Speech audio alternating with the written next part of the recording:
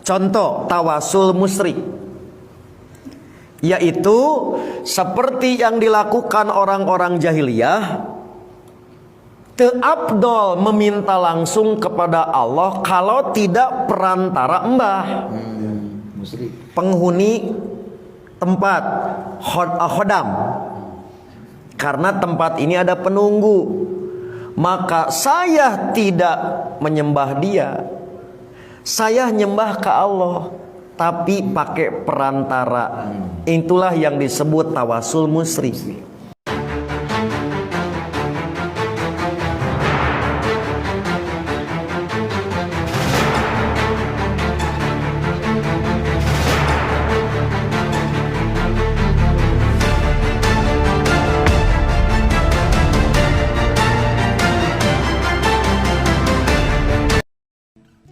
Nah, ini sebagian orang Islam menuduh kalau orang bertawasul itu seperti orang-orang kafir Quraisy dulu, menyembah Allah Subhanahu wa taala tapi dengan cara bertawasul. Katanya tawasul syirik. Ini juga keyakinan yang salah. Kita bertawasul bukan menyembah. Dan mereka menyamakan kamu itu sama dengan orang-orang pada zaman dulu itu. Waktu zaman kafir Quraisy, waktu orang-orang kafir zaman itu, mereka itu kalau ditanya, kenapa kamu menyembah berhala? Tidak, aku menyembah berhala karena ingin mendekatkan diri kepada Allah. Lalu disamakan, orang tawasul membawa orang soleh, katanya apa? Sama dengan orang nyembah berhala. Ini disamakan. Sangat beda. Kita, kaum muslimin bertawasul ini, memohon kepada Allah, supaya tahu, memohon kepada Allah dengan membawa sesuatu yang dicintai oleh Allah. Apakah itu amal soleh? Amal soleh selain Allah. Sebab keyakinan kita, amal kita adalah makhluk ciptaan Allah. Seperti dirimu ciptaan Allah, wa ma ta'malun, dan apa yang kau lakukan juga ciptaan Allah. Amal kita adalah ciptaan Allah. Di saat kita memohon kepada Allah membawa ciptaan Allah, kita tidak menyembah ciptaan Allah. Hadis Bukhari tentang 3 orang yang terperangkap dalam gua, tidak bisa keluar karena waktu masuk gua tiba-tiba ada batu menggelinding menutup pintu gua sehingga mereka tidak bisa keluar dari gua. Lalu mereka memohon kepada Allah dengan mengandalkan kebaikan yang pernah mereka lakukan, yaitu amal baik. Masing-masing mengadukan kepada Allah, ya Allah, aku dulu pernah punya amal baik, pernah berbuat baik kepada ibundaku, maka singkirkan batu itu. Tergeserlah batu. Yang dua juga menyebut kebaikannya. Yang satu adalah, aku dulu hampir terjerumus dalam zina, kemudian aku tinggalkan, ya Allah, karenamu maka geserlah batu. Bergeser batu itu. Yang ketiga pun demikian, menyebut kebaikan yang pernah dilakukan oleh Allah, akhirnya batu itu disingkirkan. Maka ini para ulama mengatakan tawassul, memohon kepada Allah dengan membawa sesuatu yang dicintai oleh Allah, yaitu amal soleh. Amal soleh, amal soleh ciptaan Allah Subhanahu wa ta'ala. Amal soleh, engkau adalah ciptaan Allah. Amal soleh ciptaan Allah. Jadi membawa amal soleh, jadi nyembahnya kepada Allah, mengabdinya, memohonnya kepada Allah dengan membawa sesuatu yang dicintai oleh Allah. Begitu juga tawasul dengan orang soleh, memohonnya kepada Allah, membawa orang soleh. Ya Allah, aku memohon kepadamu ya Allah, dan aku membawa dengan kemuliaan kekasihmu Nabi Muhammad, dengan kemuliaan para wali-wali Allah. Apakah orang yang meninggal dunia mendengar doa atau tidak? Beliau mengatakan la yasma'un. Orang yang meninggal dunia tidak mendengar. Qala ta'ala, qala Allah ta'ala, Allah mengatakan innaka la tusmi'ul mauta. Sesungguhnya engkau tidak akan bisa menjadikan orang yang meninggal mendengar. Berarti orang yang meninggal mendengar atau tidak mendengar? Tidak mendengar. Karena Allah mengatakan engkau wahai Muhammad tidak bisa menjadikan orang yang meninggal itu mendengar. Berarti dia tidak mendengar. Wa ma anta bimusmi'in man fil qubur. Dan engkau tidak bisa menjadikan orang yang di dalam kuburan bisa mendengar. Berarti mereka tidak mendengar. Dan Allah mengatakan kepada nabinya, engkau wahai Muhammad tidak bisa menjadikan mereka bisa mendengar. Ya, dan ini adalah pendapat yang sahih, bahwasanya orang-orang yang meninggal dunia tidak mendengar. Makanya tadi ayatnya in tad'uhum la yasma'u du'aakum. seandainya kalian berdoa kepada mereka, mereka tidak bisa mendengar apa yang menjadi doa kalian. Ya, dan Allah mengatakan wa man adallu mimman yad'u min dunillah man la yastajibu lahu ila yaumil qiyamah wa hum an du'aihim ghafilun. Dan siapa orang yang lebih sesat daripada orang yang berdoa kepada selain Allah, yang tidak bisa mengabulkan doa mereka sampai hari kiamat. Wa hum an du'aihim ghafilun, dan mereka lalai dari doa orang yang berdoa kepada mereka. Lalai artinya tidak mendengar. Sampai hari kiamat tidak bisa mengabulkan doa. Ya, kalau sampai hari kiamat dia tidak mengabulkan doa, untuk apa seseorang berdoa kepada selain Allah? Dan mereka ghafilun, mereka tidak mendengar ucapan kita. Ya, untuk apa seseorang berdoa kepada sesuatu yang tidak mendengar doa? Ya, mendengar saja dia tidak, apalagi mengabulkan doa. Jadi lata itu sebenarnya ada dua makna gitu. Cuma sing intine untuk kita pakai contoh maknanya yang satu. Karena apa? Lata mewakili orang soleh, Uzza mewakili pohon, terus Manat mewakili batu. Tapi di sini lata itu kan dibaca di Al-Qur'an boleh dibaca dua macam. Jadi al-lata iso dibaca lata. Nek al-lata itu maknanya orang soleh yang diibadahi. Nek al-lata itu termasuk juga batu. Di Arab juga ada batu besar di situ, batu ukiran yang diibadahi. Jadi ada jenenge al-lata jenenge, sama. Jadi itu bisa masuk peribadatan kepada batu, bisa masuk kepada peribadatan orang soleh. Dan itu pun batu itu di sana itu dikasih ono semacam pelatarane, ono neng kono ono apa iku ono kelambune. Ya, dikai kelambu. Lata juga lata sing lata orang soleh juga di atas kuburnya dikasih nek cara kene dikasih cungkup. Jadi ada memang di sana ada. Jadi ono wong soleh sing biyen tukang jamu wong haji jenenge lata niku. Jamu wong haji, tukang gawe roti dienggo jamu wong haji. Iku ketika meninggal orang-orang karena dia ini orang yang soleh, orang pada suka dibuatkan kuburannya dikaino cungkup cara kene, dikaino bangunan, dikaino cungkup terus dikai kelambu. Dikai kelambu ana halamane, terus di situ sampai ada juru kunci. Sama persis toh? Persis. Jadi ana juru kuncinya juga. Persis ada juru kuncinya. Dan ini jarang diterangkan, mungkin nerangno ngene iki rata-rata kan masyarakat tabu nggih, tabu. Dan kita mau nggak mau ya harus menerangkan sebenarnya biar ada yang tahu. Persis ada juru kuncinya juga. Lata itu ada juru kunci. Ini juru kunci ini. Memang awalnya nggak diibadahi awalnya, tapi lama kelamaan didoai di situ, minta-minta di situ. Akhirnya minta lancar rezeki di situ. Mulanya ketika kita itu kok pengen lancar rezeki, ya mintai kepada Allah. Ud'uni astajib lakum, terus ya Allah, njaluk nang aku. Wis mesti dikabulno. Bapak Ibu, kalau kata orang tua membahas yang demikian lain bahasin memeh dahar no kieu mah kitu. Saya ambil ringkasan saja ya. Ini dalam catatan orang tua dan guru kita, misalkan Ustadz Abdurrahman. Di dalam Istifta Ustadz Abdurrahman itu majalah Risalah yang terbit tahun 65-an. Oke, ini anak baru gede. Belum tentu mengenalkan Istifta Ustadz Abdurrahman.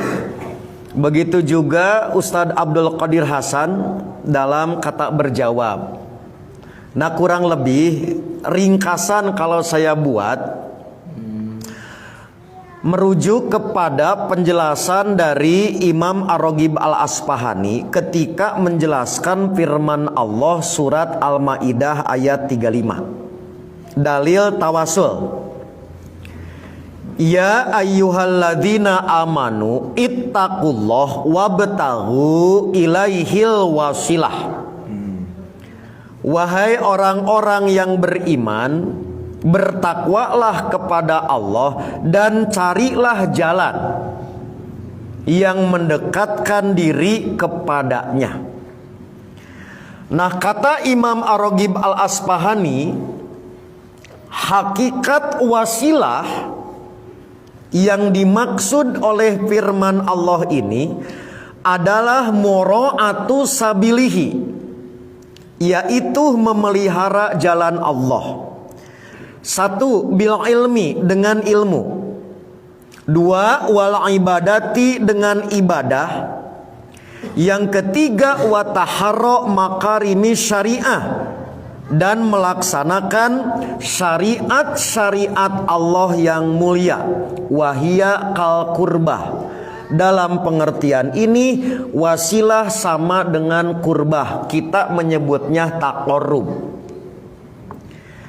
Karena tawasul itu taqarrub, berdasarkan firman Allah ini berarti disyariatkan.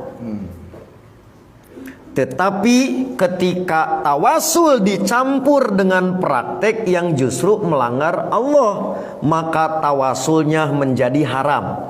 Contoh tawasul musyrik, yaitu seperti yang dilakukan orang-orang jahiliyah. Teabdol meminta langsung kepada Allah kalau tidak perantara mbah, penghuni tempat, khodam.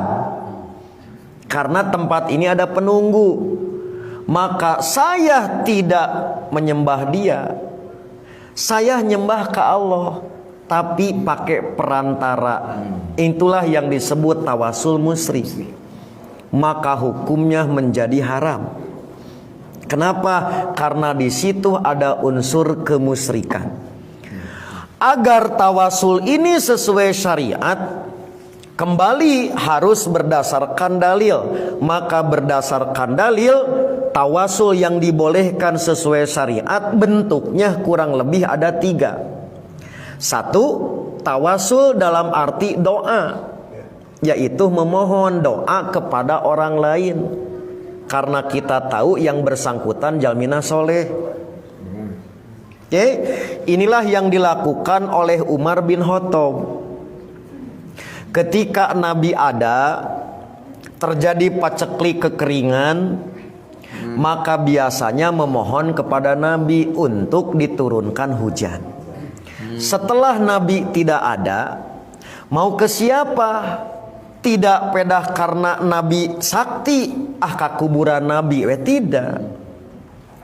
Maka datanglah kepada Al-Abbas bin Abdul Muthalib, pamannya Nabi. Kata Umar, dulu ketika Nabi ada, saya memohon itu kepada Nabi. Sekarang setelah Nabi tidak ada, saya memohon kepada Anda agar mendoa untuk kami diturunkan hujan. Itulah yang disebut tawasul yang dibolehkan dalam pengertian memohon doa. Siga urang pangdoakeun, nyungkeun didoakeun Bapak anu teu damang, sapertos tadi pun biang nuju teu damang wales, Bapak Ibu pangdoakeun teh tawasul boleh. Oke. 2, bertawasul dengan amal diri sendiri. Ini seperti yang terjadi dengan peristiwa 3 orang yang berteduh di satu goa, lalu tiba-tiba batu besar jatuh menutup. Maka daya upaya secara insani dilakukan untuk mendorong agar batu itu bergeser. Tetapi kata orang Katapang orokaya, you know orokaya? Itu bahasa Perancis itu. Jadi secara manusia telah berusaha untuk keluar dari gua itu, tapi apa daya? Akhirnya bertiga kemudian bertawasul dengan amal masing-masing. Orang pertama mengatakan, ya Allah, aku mempunyai ibu bapak yang sudah tua, sedangkan aku tidak minum air susu yang ada pada bejana sebelum mereka. Jadi bakatku khidmat ke sepuh, tidak mau mendahului orang tua. Ditakdirkan orang tua kita ini segut, apa segut? Rampus sampai habis persediaannya, nggak apa-apa. Jadi intinya yang pertama birrul waliden. Ya Allah, sekiranya amal birrul waliden ini diterima oleh Engkau, maka jadikanlah amalku itu menjadi jalan agar kami diselamatkan. Setelah menyatakan demikian, bergeser batu teh gitu. Tadi mah ku adi rei kuat. Komo ku Hilman rei mah pengaruh. Oke, itu orang pertama contoh, yaitu keluar dari kesulitan di guha bertawasul dengan amal ngegeser. Kemudian orang kedua, ya Allah, aku mempunyai saudara sepupu perempuan yang sangat aku sukai dan aku menginginkannya, tetapi ia menahan dariku hingga lewat beberapa tahun. Kemudian aku mendatangi ia yang mendatangiku dan aku memberinya 120 dinar untuk melakukan zina. Ia pun setuju hingga aku telah menguasai yang bersangkutan. Lalu yang bersangkutan bicara, mas gitu. Man kau sadilman. Aku tidak halal bagimu, ngorejat. Terhindar dari kejadian itu, sekiranya perbuatan ini menjadi kiparat dosaku, aku tobat dari perbuatan itu, engkau terima. Semoga dengan amal ini kami diselamatkan dari kesulitan ini. Setelah itu ngageser kedua gitu. Kemudian yang ketiga, ya Allah, aku membayar upah pegawai, tidak pernah telat. Hak-hak pegawai saya bayar, kecuali satu orang. Kenapa pas waktu gajian dia tidak masuk kantor? Karena sakit. Sementara WhatsApp belum ada waktu itu. SMS hese, ditelepon diskonek. Bingung kan harus kemana aku. Kemudian aku mengelola upah dia, diinvestasikan. Sampai harta ini berkembang demikian banyak. Setelah beberapa lama, sekian tahun diputar harta dia, lalu si pegawai datang dan mengatakan, wahai hamba Allah, berikanlah upahku yang dulu. Maka aku menjawab, sesungguhnya aset dekat pesantren Katapang, showroom sebelah situ, ini moge payunen nu anjeun, karena inilah asalnya dari harta engkau.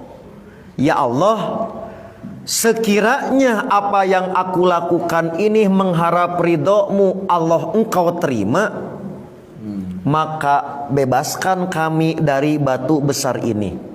Maka terbukalah sampai akhirnya mereka bisa keluar. Demikian hadis Ibnu Umar yang diriwayatkan oleh Imam Al-Bukhari, bukan rawahu Ustaz Hilman. Bukan salah. Itulah contoh tawasul yang dibolehkan dengan amal soleh sendiri. Dan itu harus dicoba, Bu, karena suatu saat kita tak bisa mengandalkan siapapun saat ada kesulitan. Ngadak-ngadak weh, ditelepon dulur, jol hese di kontak. Suatu saat sobat yang sering datang ke ibu ketika keluh kesah loba kakurangan, saat orang butuh mah jol eueuh. Maka kemana kita akan mengandalkan? Maka kepada amal diri sendiri. Itulah yang disebut tawasul dengan amal sendiri dibolehkan. Inilah yang disebut tawasul sunnah.